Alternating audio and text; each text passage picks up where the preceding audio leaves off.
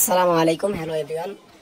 অনস upon a time in once upon a time in ঢাকার পক্ষ থেকে আন্তরিক শুভেচ্ছা অভিনন্দন এবং দেশ থেকে আন্তরিক শুভেচ্ছা অভিনন্দন। আজকে আমি দুইটা বিষয় নিয়ে আলোচনা করবো।